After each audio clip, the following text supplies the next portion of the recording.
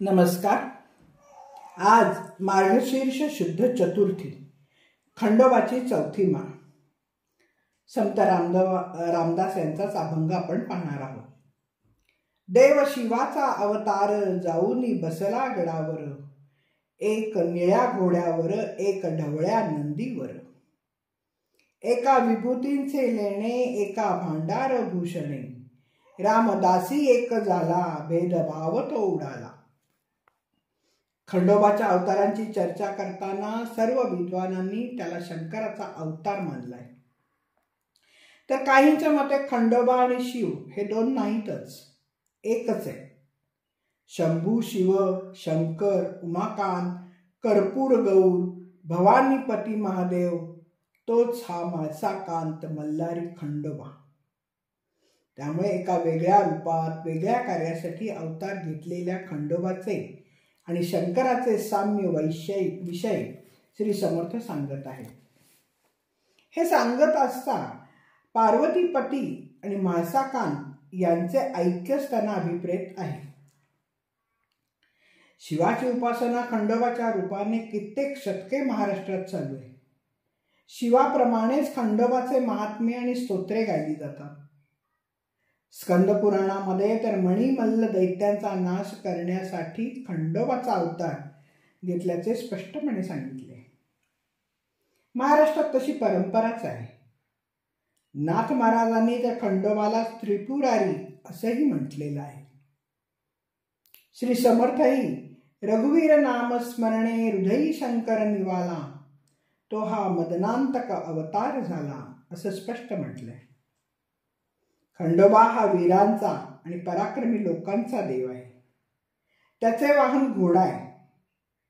ब्राह्मणांच्या पासून धनगर, रामोशी, मांग यांच्यामध्ये कुलदेवता म्हणून खंडोबा पूजला जातो आणि 18 पगड जाती मार्गशीर्षातील या शुद्ध पक्षातील 6 दिवसांचा महोत्सव साजरा करतात.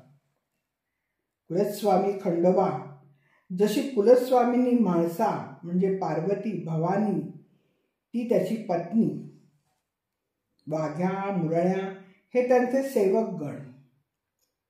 थोर राजकर्ती अहिल्या होळकर यांच्या घराण्याचा खंडोबा हाच कुलदेव असल्याने अहिल्याबाईंनी जेजुरीच्या गडावर सुंदर असं खंडोबाचं मंदिर बांधलं.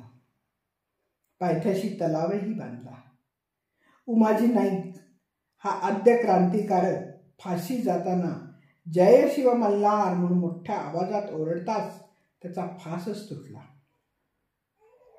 मल्हारीच्या नावाचा जयघोष केल्याचा उल्लेख पोवाड्यात आहे. मल्हार गाजविला असं म्हटलं जातं. उमाजी रामोशी समाजातून इंग्रज सत्तेविरुद्ध लढणारा क्रांतिकारक मानला जातो.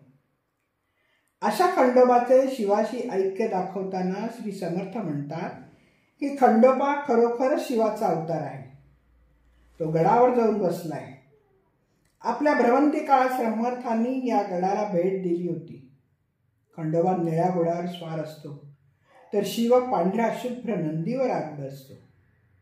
एकाला विभूती म्हणजे भस्मप्रिय, तो भस्म लेपन करतो, त्यामुळे त्याचा चेहरा दुर्कटल्यासारखा दिसतो असे एका कवीने वर्णन केले. तर खंडोबाला हळदीच्या पुडीचा केलेला भंडारा प्रिय आहे. खंडोबाजवळ भंडारा उधळला जातो. भंडारा हा खंडोबाला भूषणासारखा वाटतो. रामदास स्वामी म्हणतात, असे जरी असले तरी त्यांच्यातील भेद नष्ट झालेला असून शिव आणि खंडोबा हे एक झालेले, म्हणजे ते दोन नाहीतच हे लक्षात येते.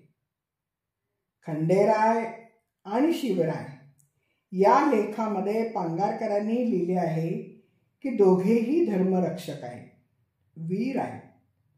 ब्राह्मणांची, ऋषीमुनींची धर्मकृत्ये न होऊ देणाऱ्या दैत्यांना ठार मारण्यासाठी भगवान शंकरच आले. आला ते समयी सदाशिव स्वये सोडून ब्रह्मांड हो, तो हा पाहू चला कृपा जलनिधी मल्हारी मार्तंड हो. दुष्ट दमनार्थ शिवानेच खंडोबाचे रूप घेतले होते.